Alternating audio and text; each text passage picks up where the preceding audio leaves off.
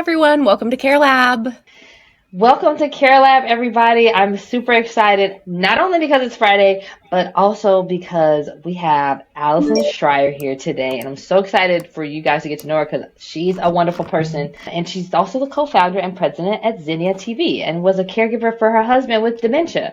And she turned that experience into a career focused on helping both people with dementia and those who care for them. And Allyson became a dementia educator, teaching both family and professional caregivers about best practices around supporting people with dementia. And then following that, Allyson helped launch and then manage an education program at the University of Washington to equip primary and allied healthcare providers to better diagnose and support patients living with dementia. And Allyson was honored to be a recipient of the 2020 MAUD Award for Innovation in Alzheimer's Care, which is amazing, and was also named Visionary Caregiver of 2020 by caregiving.com. She sits on the Health and Medical Subcommittee of the Washington State Dementia Action Collaborative, so she's working from all angles to try to support and facilitate support groups for spouses of people with dementia. So, Allyson, thanks for taking some time to meet with us. It is my pleasure to be here. Thank you for having me. Okay, so again, thank you so much for taking the time to be here. We're really excited to have you on. Before we can talk about any of the important work that you've actually done, though, I have an icebreaker question for you. And Brandy, you're gonna recognize this question because it was inspired by the conversation that we were just having. Okay. So Brandy and I were just talking about upgrades and how sometimes when you get upgraded to something, then it makes it hard to go back to that previous level of whatever it was that you were used to. I call this the thread count effect, where like if you go up a thread count in Sheets, you best be prepared to stay in that thread count because you're not going to want to go back down. So my question is, what is something that you have like been upgraded on, or you have done like the slightly better version of it where like now you just cannot go back? That's a great question. The first thing, of course, that pops into mind is when I get upgraded to first class, which doesn't happen very often, but I have no choice. I have to go back because I can't afford to fly first class. So therefore, two things pop to mind for me. I'm going to say when I won the Mods Award, I was given some money, $5,000. And I knew before I even applied for that thing, I was like, if I get that $5,000, I'm buying a new bicycle. And so I bought myself a really, really nice mountain bike. And now, every now and then, if I'm someplace and I have to rent one or I have to borrow one from somebody else, I am like such a mountain bike snob. I will not ride just any mountain bike. So there's my answer. That's a great answer. Yeah, that's a great answer. Brandy?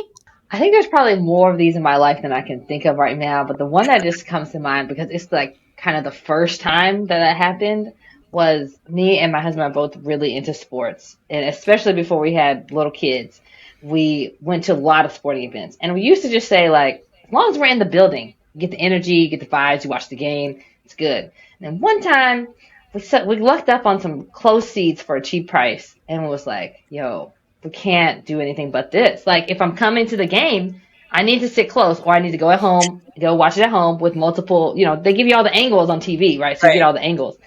So now it's like, if I'm going to go, we're going to have a good seat. So, yeah.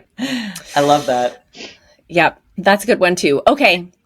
So, Brandy, I gave up caffeine mostly a while ago. But I would say that for me, like coffee is a great example of this. There is a amazing like coffee roaster in our neighborhood in Dallas where we live. And it's like the coffee, it's just so good. And like once you have had really great coffee, you just can't go back. And can't go back to Folgers? No. So and the nice thing about that is like, it is certainly expensive for coffee, but it's also like, it doesn't break the bank. So it's like you can be relatively sustainable. Yeah. I like that. Yeah. Same experience with like, I once flew first class, Allyson, and I was like, oh, dang, this is so good. And I can't afford to fly. You're like, you'll get used to that, girl. Right. Yes. So I try to like not remember when I'm like sitting back in economy. I just try not to remember. I try to block out of my mind what I know is going on up there with the special people. Oh my gosh. The comforts of life. That's like such Mm-hmm. an interesting way to think about like how we talk about our lives as with our spouses or with the people that we care for. And so, Allyson, I would really love it if you could share with the audience just a little bit about like your caregiving journey, about how it was to care for your husband and how that like launched you into all of these things. Zinnia TV only being one of them, many other ways to like try to create some change and improvement in our society around care for people with dementia. So if you'll like talk to us about the beginning, that'd be great. Sure. Well, so I think you said my husband was diagnosed as a pretty young guy, right? He was just 47 when he was diagnosed with frontotemporal dementia. And for the 6 years leading up to that, he was getting stranger and stranger and stranger, which is typically the case with FTD, right? It's not like Alzheimer's disease where he's getting lost going places or can't remember things. Instead, there's just sort of this wholesale personality change taking place, which is making him kind of a challenging guy to be with. And our kids were young, they were just 12 and 15 when he was diagnosed. So for the 6 years leading up to that, right, they're little kids. And I'm a stay-at-home mom. I'm focused on kids to a great extent, but I'm also getting less and less and less support from my partner, who meanwhile is like losing jobs. And it's just so not him, right? He was a rock star software engineer at Microsoft and just kind of couldn't get his stuff together. He did partway through those 6 years, he wholesale made a choice that he was going to leave Microsoft and pursue a PhD at the University of Washington. And like that didn't work out. So anyways, when we finally got his diagnosis after seeing many, many therapists and psychiatrists and neuropsychologists and neurologists, we finally got a diagnosis. And it was kind of a relief at that point to understand what was going on. And one of the overarching things that I remember well is that I was so angry with him, so angry for just like not functioning. And he had been misdiagnosed as having adult onset ADHD. And the adult onset piece being, they said, well, you've probably had it your whole life, but you're such a high functioning individual that you've been able to cope with it. And now that you're getting older, you just can't manage the symptoms any longer. But here are these strategies and this medication. Do these things and you'll be fine. And yet he wasn't fine. And so I was angry because I was like, gosh, I know so many people with ADHD who are able to manage it. Like, what's your problem? You're obviously not trying hard enough. So irritation. Once we got the diagnosis, it's like all of those like molecules of anger and irritation were sucked out of my body and replaced with sadness. And I will take sadness over anger any day because anger is directed at a person and sad, or at least in my case, right? Anger was directed at a person and sadness wasn't directed at a person. And instead I was able to get that all of this stuff that had been happening over these previous years was not willful. It was just the changes in his brain that were causing him to be somebody who he wouldn't have liked to be, but he had no choice. I would say that the caregiving years it's really hard when you have kids at home. I mean, it's hard for everybody. I don't want to be like, wah, poor me. But it definitely adds a layer of complexity to have kids at home because you're managing their emotions. You're managing your own emotions.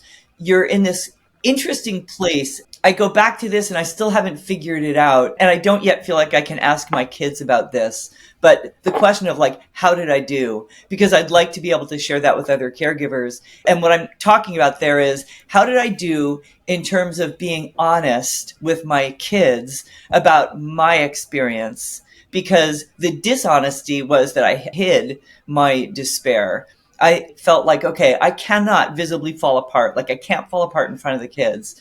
And so therefore, I went completely in the other direction of trying to maintain like positivity and we're going to make it through this and we're good. And instead I would cry in the shower. I would say like, mom needs to go for a drive, kids. And I would just drive along like, sobbing while I'm driving and park someplace and scream. And I didn't want to let them see that I was really having a hard time because I thought that would be scary for them. Mm-hmm. On reflection, I don't know if the messaging there was they are weak because they're not as strong as I am. So yeah, anyway. something I still, as I said, that I'm still kind of grappling with. My husband was diagnosed in 2012, and there was a lot of upheaval in our family at that time because we lived on a dead end road, 10 acres at the end of a dead end road. And I recognized that my husband wouldn't be able to drive any longer. I was going to have to get a job. I was going to have to do something. My kids were enrolled in a private school at that time, which we were able to afford because my husband had had a great job. I had no idea what our financial future was. So the kids had to change schools. We had to move so that we could be someplace where they could walk to schools and my husband could walk to coffee shops or whatever. And so there were all of these changes that happened at the same time. We lived in an apartment for a year instead of our house because I had to figure out whether or not we were living in the right space. So it was just a really fraught time. And trying to manage his care, figuring out who should his doctors be and what are our care goals. There are lots of blank spots, right, about the details because I was in such a state. And also I had a career at that time. I was working as a writer.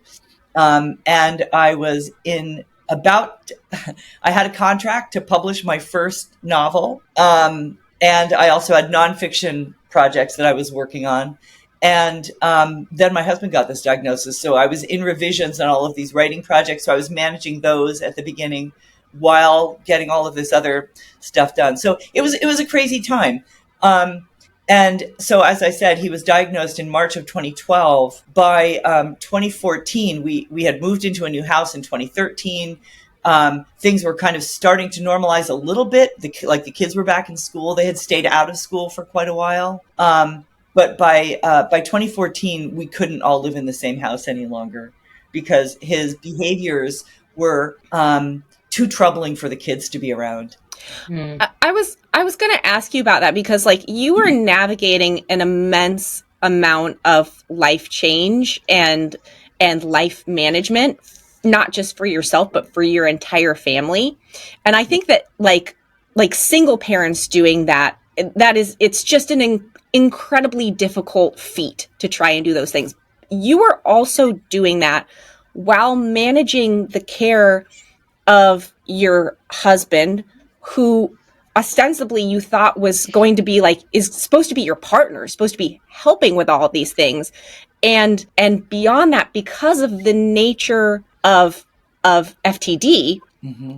there were probably additional layers of complexity because the personality changes that can come along with FTD can frankly be really unsettling sometimes and unpleasant. So it wasn't even just that you were caring for another person, you were trying to care for another person who maybe was not the easiest who maybe didn't want to be cared for, who maybe was doing things opposite of what you needed to be happening, who may have been openly resistant to some of the things that you needed to make happen.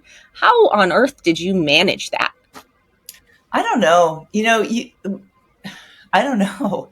Just fortitude, I guess. I mean, so very early on in his diagnosis, I received a phone call from a woman who somehow knew about me through the social worker at our neurologist's office. And she asked for permission to reach out to me and just have a call with me to just welcome to the club kind of call, right? Mm-hmm, mm-hmm. Phone call was eye-opening because she started off by saying, get ready for a shit show. And I thought, well, that's not very positive. And she went on to talk about the way that her family fell apart. Her husband wound up living on the street. I mean, it was a disaster.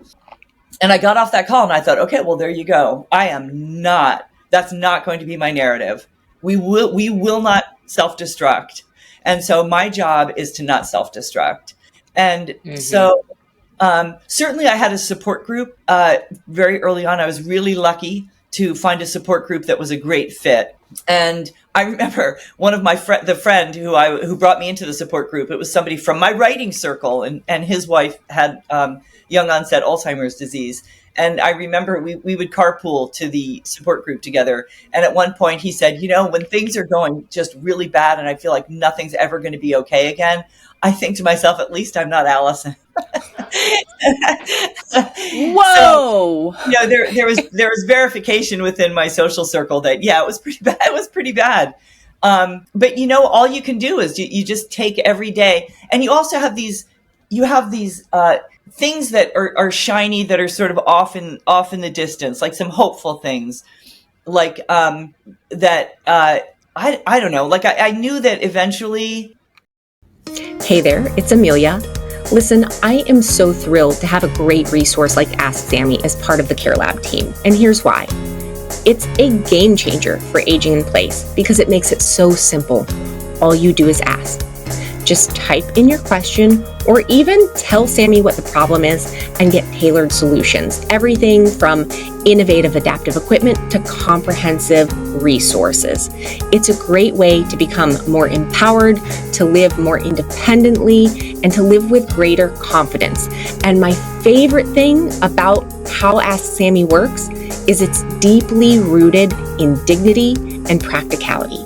So whether you're a fellow therapist, a care partner, or someone who's seeking solutions for themselves, visit www.asksammy.com. We're going to link it in the show notes so you can find it there. Start making home more accessible today. Now, back to the show. Once we knew that my husband was going to be living in long-term care, that was both a horrible thing, right? Who wants their partner to not live with them any longer? But at the same time, it was like, wow, maybe we'll get a little bit of relief when that happens. But there was a very long period of time when I was in denial about the fact that that's what had to happen, right? Denial that he could not live with us any longer. And it was only when the kids were both in therapy, I was in therapy. So that was a blessing, right? That everybody was getting outside help. But when the kids' therapists both were like, okay, either they have to leave or he does. Like, this cannot continue. The kids are getting destroyed by this. But then trying to find a place for a person who has FTD, especially at 47, right? So for all of those years when he couldn't work, he was working out. He's a beautiful man, and he was ripped because he was working out all the time. And his way of dealing with the world was he was so angry about the things that he couldn't do anymore, and he couldn't manage that anger. And so there was a little bit of fear that we lived with. Like, there were plenty of times when he approached me as though he was going to push me, but he always stopped himself. But I thought, man, there's going to come a day when he's not going to stop himself. And he's way bigger than I am. Or is he going to hurt one of the kids? I was really scared. And this, so then having him get assessed by the different communities who we were hoping might accept him as a resident. And they were all like, yeah, no, we can't risk having this guy, because it wasn't like he could keep it together during the interview. No. Say something, piss him off, and he would start swearing at them and pointing at them. And I'm like, okay, there's another one that's not going to take it. Not going here. Yeah. You got FTD, you got FTD. Like, you can't mask that. It is what it is. Yeah. Yeah. But anyway, once he did move into long-term care, and that was kind of a crazy thing too. We found a community that was desperate. They had just opened up. They had many, many empty beds. They had to fill them. And so they were willing to take him. However, there was a twist there as well. So everybody got their hopes up. I told the kids, hey, we found a place. Daddy's going to be moving to this place. And Evan wanted to move, by the way. At that point, he was so irritated with the kids. He was so irritated with life. And I worked with his doctor. And I said, Evan needs to hear from you that this is the best thing for his brain, because he's in kind of a narcissistic space right now. If it's good for him, he's going to want it. So if you could explain to him all of the reasons why it's better for him to go live in this beautiful place where he has his own apartment, there's a man cave with a keg that's tapped all the time, like, you're going to love it there. And she did. She was a champ. So we went to see her. She told him that he needed to move out. And so by the time we left, he was excited to go. But that weekend, there was a fellow who moved into that same care community who had been in a day program that I had tried Evan in, but it didn't work out well. Evan was out of control at the daycare thing. He was really angry about being there. And this guy, when his family was moving him in the weekend before we were supposed to move in, he said, Evan's not going to be here, is he? Like, what are the chances, right? But the community looked at his wife and they were like, Evan, and she said, oh, we were in a day program and there was this man named Evan. He'd been a Microsoft engineer. He was a horrible man, horrible, terrible to be with. Oh my God. So when I then went in to start the process, they called me up and they were like, before you move in, we need to have a chat. I came in and they said, yeah, we need to withdraw. Like, he can't come here. We have this person here. Anyway, then there were some, I called the care community and I said, please, you have to do this for us. And they did. They took him. I think that your story really highlights one of the great challenges of finding good care for people who have many different types of dementia. Yes. One is that there is a really poor understanding in even the best well-intentioned care communities. A lot of time there's not a great understanding of the differences between different types of dementia. Like Alzheimer's is not the same as FTD, is not the same as Lewy body, like is not the same as vascular dementia. All of these things are going to present differently. And so what we will often like term as a like behavioral problem, right? Or someone will be labeled as a problem has to do with either the underlying type of dementia that they have and the types of changes that it is causing in their brain, and or the fact that we are expecting this person who has brain changes to adapt to us and our environments instead of adapting to them. And I think that that's where kind of Zinnia TV comes in a bit too, is understanding that when we can create better experiences for people with many types of dementia, when we can create better experiences for them, we can also help to improve other people's experiences around them too. And if communities can understand that, then we can make life better for a lot of folks and maybe have less of this, well, you can't come here because. Right. Yeah. People need tools.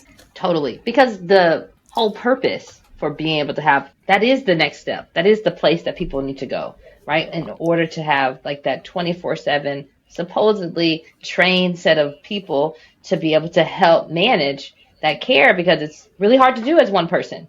And if they're not willing to help accept those care cases, which like that, your story is very challenging, but it's not the only story either of challenges. Right. You know what I mean? And like, even like people who have traumatic brain injuries and like things that are like maladaptive behaviors, or things that we don't want to, that are hard to deal with, we as a society need to have a better priority for making sure that everybody gets the care that they need. Mm-hmm. Oh my gosh, yeah. And I do a lot of work with families, and I hear from people far too often, I need help finding a place because the community is about to kick out my partner, right? Or or my mother or my father or whomever it is, that there have been behavioral issues and they don't want him or her any longer.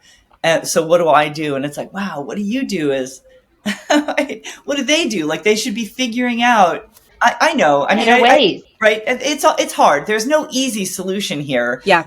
But oftentimes the answer is certainly the answer is not that you change the person who has the mental health condition, whatever it might be, right? Yeah. The answer is that we look at what are the triggers. What did we possibly do that caused the person to respond in that way? So it's a much more, I don't know, it's a much deeper problem.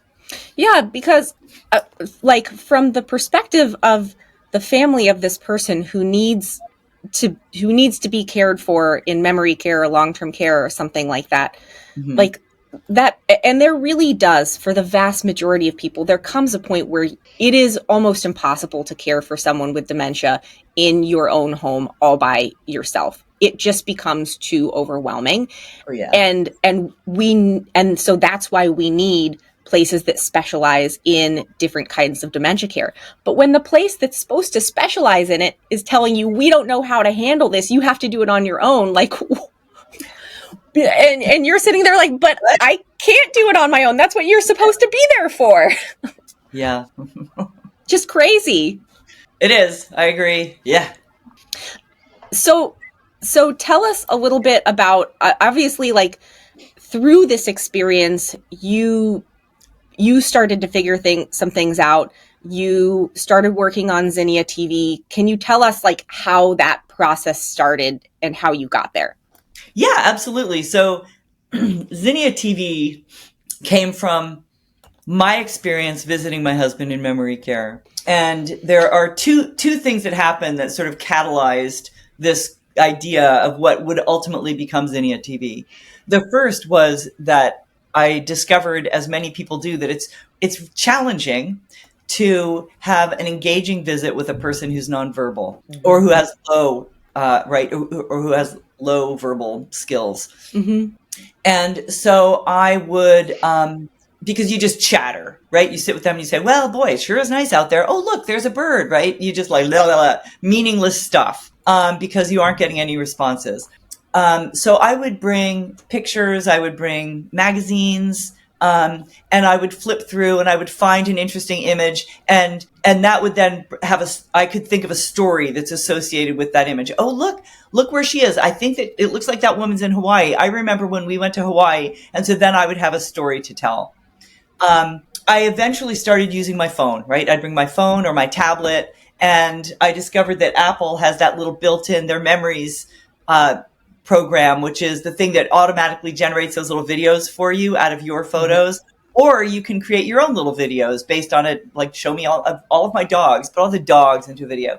So we could look at little videos together, slow paced, music in the background. We could watch. He was able to pay attention. We would find things that I would be able to talk about. And I know that if he had verbal skills at that point, it would have been something that he could comment on because he's able to pay attention to it. So that's sort of data point A.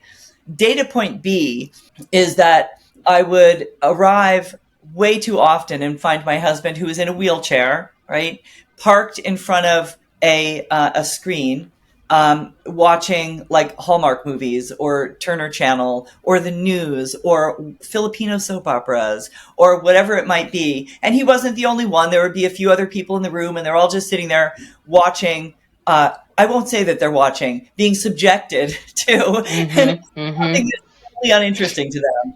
And so you look at their responses, right? Some people are asleep. Some people are looking around the room. My husband might be pounding on his chest, which is what he did when he was anxious. And so I thought, gosh, there's got to be a better solution. Like these little videos that I'm making would be better than watching these shows that they're not able to hang on to. And so I started doing research to figure out, well, what would be appropriate programming? I hate to draw parallels between children and those who are living with dementia, but it did occur to me at that time, like Sesame Street is available for little kids, and it specifically deals with where it meets them where they are, right? Right. So why isn't there something that meets people with dementia where they are? And the question is, where are they? So doing this research, I found a paper that was called Television Viewing and People with Dementia Living in Long-Term Care. And I thought, well, gosh, that's what I'm looking for. And it was, the head researcher was a woman by the name of Dr. Kate DiMedeiros. And so through reading her paper and having multiple conversations with her, what I learned is that people who are living with dementia are no longer able necessarily to track a plot or tell fact from fiction or process rapidly moving audio and video. And so therefore, if you're going to have anything that appeals to them, it needs to not have those characteristics, right? No plot. Right? It has to be slower paced. And in fact, in her study, in her research, they showed people I Love Lucy, Jerry Springer, Bob Ross.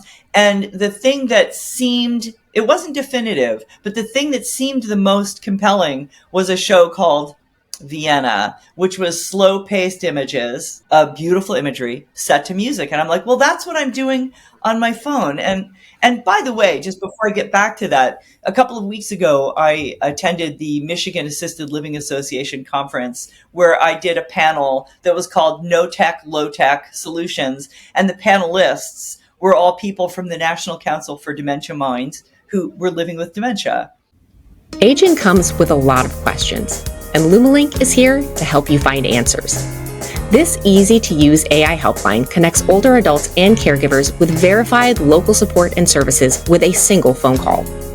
Whether you're looking for help with transportation, home care, guidance on fall prevention, or just need a hand to figure out what's next, LumaLink simplifies the search so you can focus on what matters most.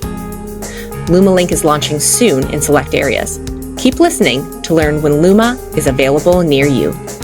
And so I posed the question, what do you like to watch on TV? And except for one person who was still fairly, still had pretty powerful cognitive skills, he liked to watch the news. Everybody else said, I don't watch anymore because there's too many characters. It's moving too fast. I can't keep up with it.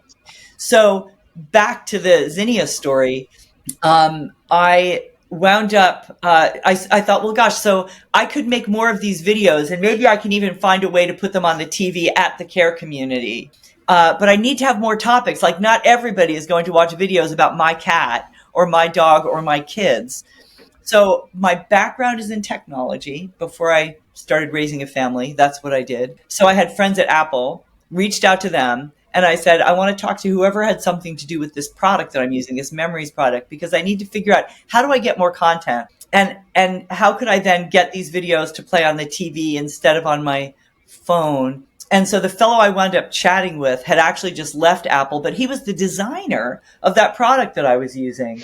And as we were talking, he had this sort of like forehead slapping moment where he said, oh my gosh, we never thought about that use case of using these slow-paced videos to help people who have cognitive challenges that prevent them from being able to digest normal-paced television viewing or video viewing.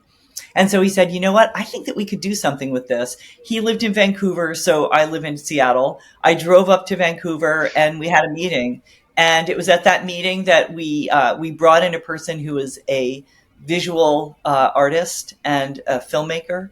And we said, you know, we could do this. Like, we could create videos that are specifically meant to be engaging and digestible by people living with dementia.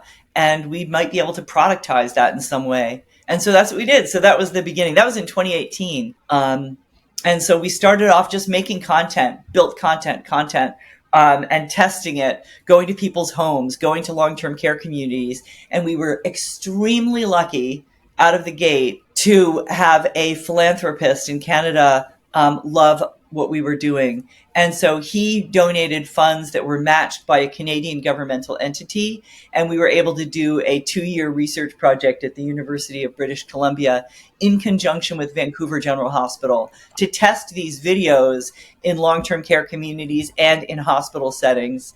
And it was through that process that we were able to determine how we best make these videos to solve some of the issues that caregivers have. Like, how do we create content that actually promotes connection and engagement, helps with conversation? How do we, create videos that reduce agitation and anxiety? How do we create videos that help with the adherence of activities that we need to complete each day, like showering and eating, drinking water, using the toilet? And it was during that process that we also realized that it's not going to work to just have this thing as a website. We need to actually have an app. And so we were able to use some of those same funds to build an app, which we released in October of 2022. So that's amazing. And so now I have to know, like, what did the data show? Like, I know you used the data to be able to plan out the content that is now Zinnia TV, but like, what were the data points that were the most compelling from the study that y'all did in Vancouver? Yeah, sure. So they wound up publishing 5 papers, and I need to be clear that it was qualitative data, not quantitative. So they weren't saying like 98% of the time, right? But what they were saying is that the overarching discoveries that they published were that Zinnia in a long-term care setting helped the staff better connect with the residents. And it also helped the residents better connect with each other. And so I was sitting in a long-term care community showing a video that was our waterfalls video. And I would do this, like, just watch people watch, right? I'd be a fly on the wall just watching people watch. And so what I saw was the same kind of thing that they saw, which was, for instance, these 2 ladies who were watching the waterfalls video, and one of them turned to the other one, and she said, I have been to that waterfall. It's one of my favorite places. And the other woman said, I was there too. I love that waterfall. And what I thought to myself is, okay, that waterfall is in Papua New Guinea. Neither of you have been there, But it doesn't matter. It doesn't matter. It doesn't matter. They're talking to each other. They're connecting. You are connecting with each other over the thing that you are both able to pay attention to because it is big enough, beautiful enough, it's visually captivating, and it is something that is moving slowly enough that you have the time to focus on it. And also, there is no conflict from a sensory perspective. You do not also have somebody, a couple of people walking in front of the waterfall talking, right? Carrying on a conversation. Mm-hmm, mm-hmm. So that was one of the things that they discovered. The other thing is that they tested the videos in Vancouver General Hospital, as I mentioned, and they shared with us a video that they shot of a gentleman having an experience with one of the videos. So this is a gentleman who was living in the hospital because, going back to our earlier conversation, he'd been kicked out of his care community because he would have these bursts. And so they couldn't place him. And so therefore he's living in the hospital. And the hospitalists are dealing with the fact that there's this guy who on a regular basis gets amped up, and they need to find a way to soothe him.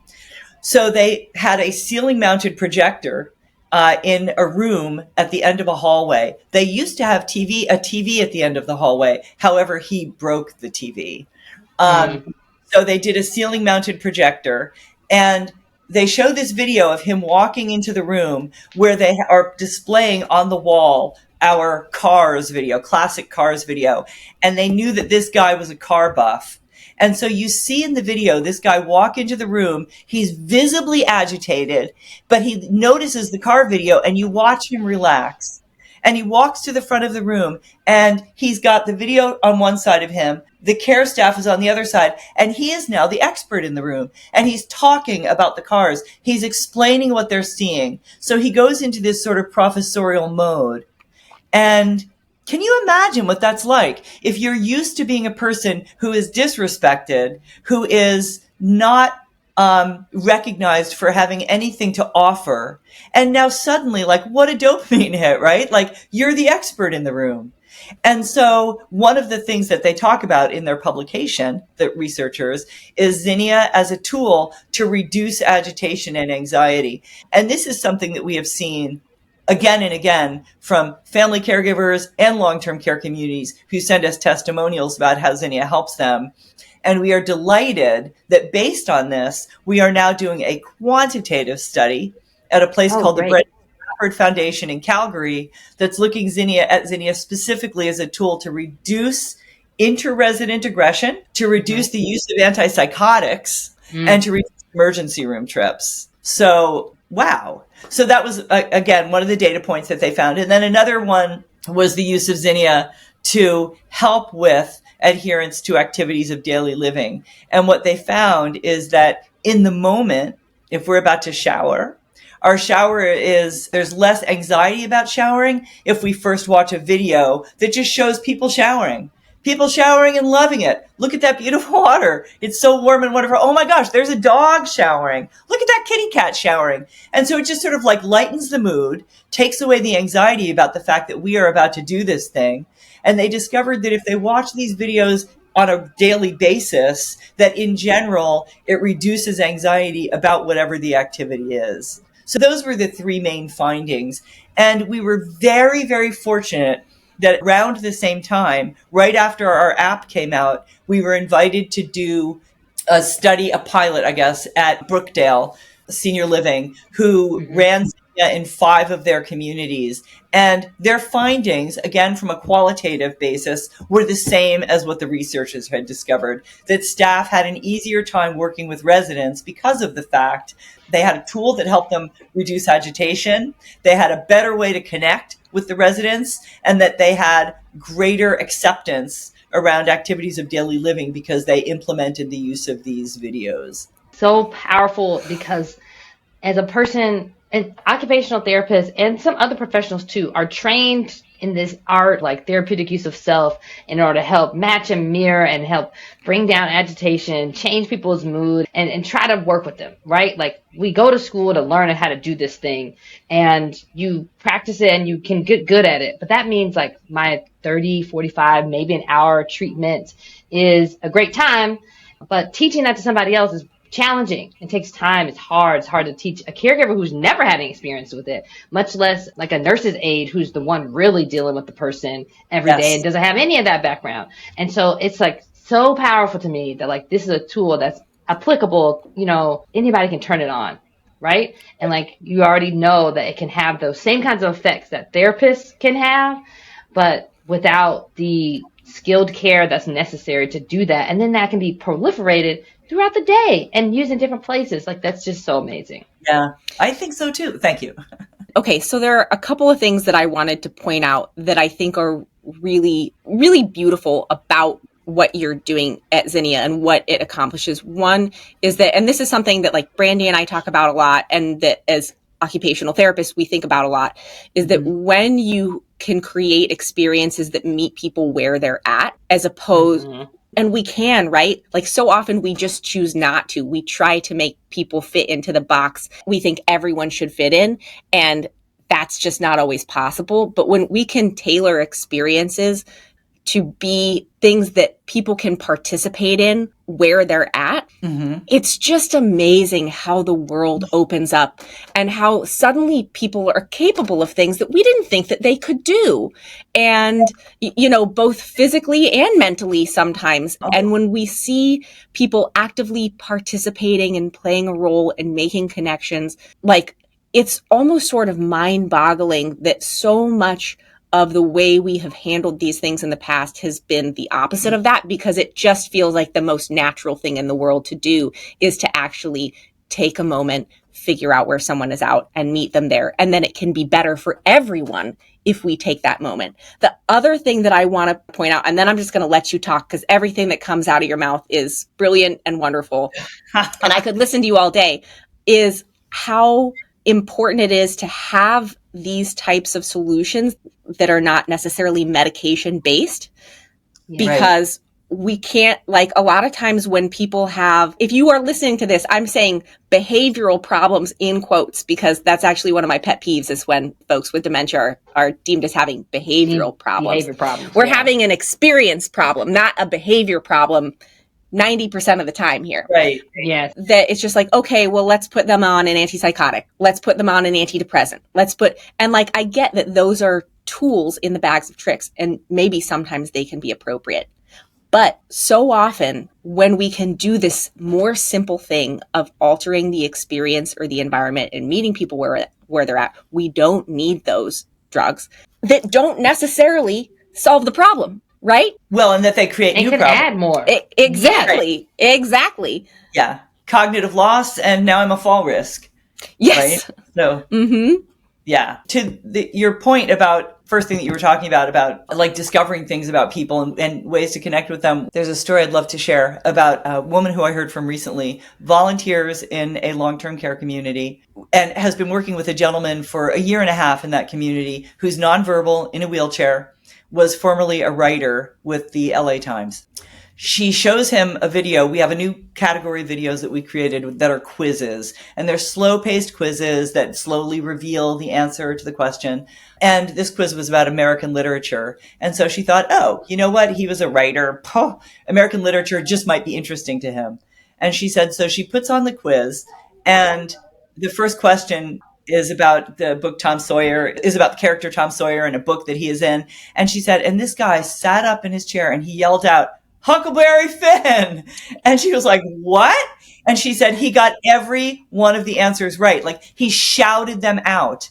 And she said, nonverbal. Right. Nonverbal guy. And she said, to look at the like pride, right? Just the joy that he felt at being the guy. It's like the person I told you about who was the car expert. And she said, so that was wonderful. And she said, but what was most wonderful is that for a year and a half, I have recognized that this guy is one of the invisible people. Nobody sees him because he doesn't make a fuss. He just sits there. He's just wheeled around from place to place. And she said, to watch the staff jumping around, hugging him, saying, John, oh my God, John, woo, you're the man, right? And she said, suddenly they saw that there was an unlock. There's a way in, but you have to be willing to look for the key. Mm-hmm. And so one of the things that I love about stories that we hear from people about using Zinnia TV is that for people like John, it serves as that key that helps you find a way to get the person to open up and feel like part of the community, to have something to offer. It's just, I love that. I love that so much. I really would appreciate it if you would tell the audience how they can find Zinnia TV, and if they want to connect, what's the best way to do that? Yeah, thank you very much. So Zinnia TV is, best thing to do is go to our website, which is zinniatv.com. So Zinnia is like the flower. So it's called Zinnia, followed by TV.com. And it's called Zinnia TV because I am a mad gardener, and zinnias are one of my favorite flowers. And one of the things that I appreciate about them is that wherever you put them, they grow. Even though the soil is terrible, they seem to manage. And so our thesis early on was trying to help people like blossom beyond their diagnosis. But these days, it's really, our thesis is really like, if he's happy, I'm happy. So, Yeah. So zinniatv.com, where you can sign up. It's $70 a year for family caregivers for a subscription. And for long-term care communities, they call us, and there's a rate that's based on the number of people that are being served. But yeah, that's it. Yeah, and you also can find more information about Zinnia TV at AskSammy.com. And she was so gracious to be able to provide us a coupon code. So if you do sign up for that annual subscription and use the Ask Sammy 20 discount, you get 20% off. So we would really love it if it makes sense for you and your family to use Zinnia TV, that you get started. Yes. Allyson, thank you so much for being on Care Lab today. It was absolutely such a pleasure to meet you. Thank you for sharing your story with such candidness and openness. It was really, really wonderful to learn from you and listen to you today. Listener, if you made it to the end of this episode, and I hope you did, because it was, I think, all just really wonderful from Allyson here today, then please take a moment to like, subscribe, follow us so that you can get updates when our next episode is released. If you enjoyed this, take a second, share it with someone else who you think could also benefit from this story and this information. We'll see you right back here next time on Care Lab. Bye. Bye, everybody. Bye-bye. Thank you.